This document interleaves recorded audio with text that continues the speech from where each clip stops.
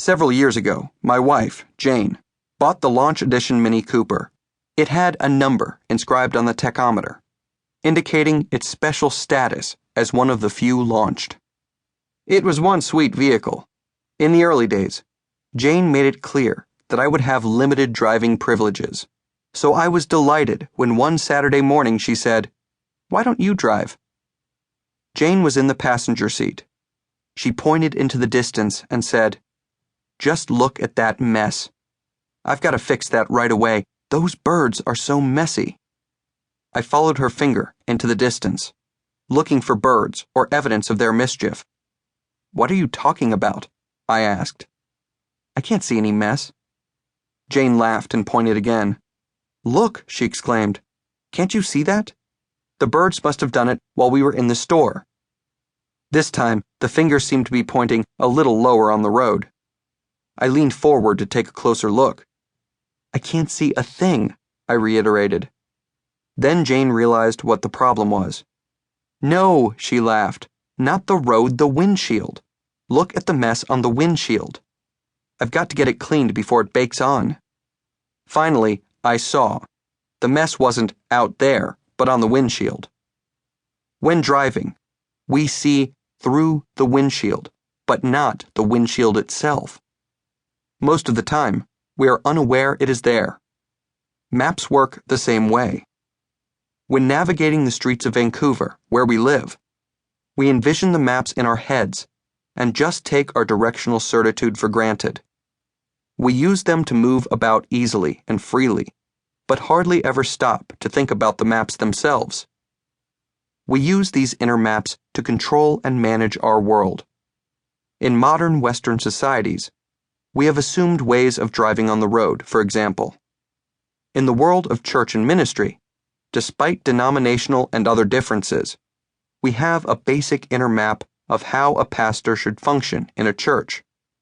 Notice even the image we use here, where the place of a pastor is in a physical location called a church.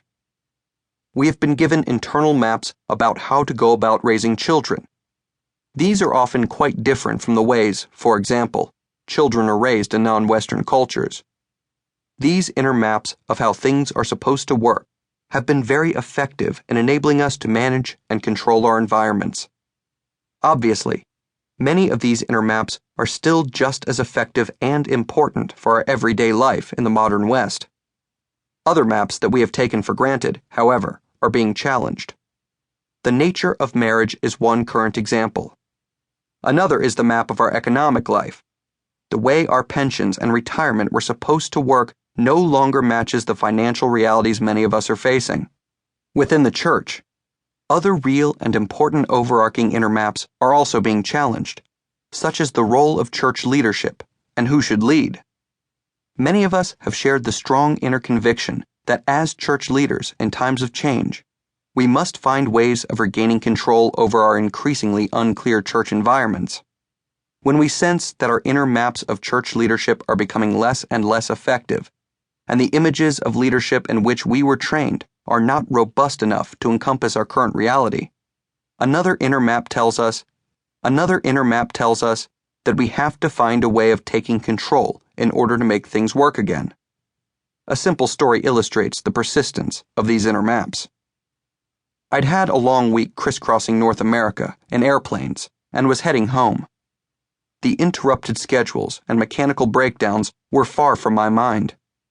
When I called home, Jane picked up the phone to tell me she had our granddaughter, Madeline, in her arms. Maddie was communicating that she wanted down. She didn't want to be held too long in anyone's arms. My joy is holding Maddie, but she isn't someone who wants to be held much, or at least is willing to be held only on her terms. She isn't going to be managed.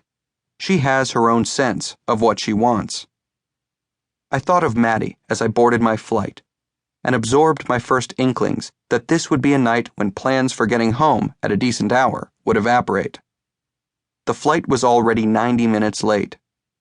When we were finally on board, the captain's voice crackled in the speakers. A computer wasn't working. A mechanic would need to replace it. I calculated. It would be midnight before we landed.